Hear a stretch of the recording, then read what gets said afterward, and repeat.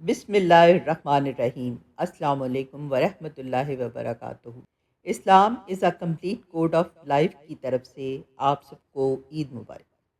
عید الاضحیٰ کے موقع پر قربانی ایک اہم عبادت اور اسلام کا شعار ہے، اور یہ وہ عمل ہے جس سے اللہ تعالیٰ کا قرب حاصل کیا جاتا ہے۔ اس لیے صحت مند اور بے عیب جانور کی قربانی دینی چاہیے، اور ان عیوب کو جاننا ہمارے لیے ضروری ہے جن سے قربانی نہیں ہوتی۔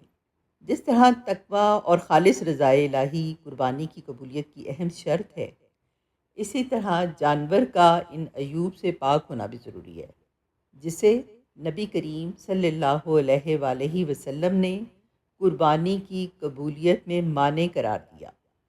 ان عیوب کی تفصیل جن کی وجہ سے قربانی درست نہیں ہوتی درجہ ذیل ہے۔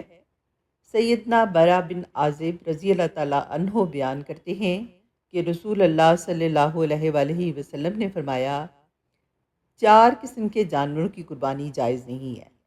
نمبر 1، ایسا کانا جانور جس کا کانا پن ظاہر ہو۔ نمبر 2، ایسا بیمار جس کی بیماری واضح ہو۔ نمبر 3، ایسا لنگڑا جانور جس کا لنگڑا پن ظاہر ہو۔ اور نمبر 4، انتہائی کمزور اور لاقر جانور جس کی ہڈیوں میں گودا نہ ہو۔ یہ سنن ابو داؤد، سنن نسائی، سنن ترمذی، سنن ابن ماجہ، صحیح ابن خزائمہ، صحیح ابن حبان، سنن دارمی اور مسند احمد میں یہ حدیث آئی ہے۔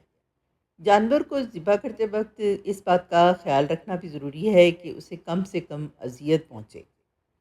قربانی کے جانور کو ذبح کرنے سے پہلے خوب کھلایا پلایا اور گھمایا پھرایا جاتا ہے، اور یاد رکھیں کہ مستحق افراد کو قربانی کا گوشت دیں تاکہ وہ بھی عید کے موقع پر اچھا کھانا کھا سکیں۔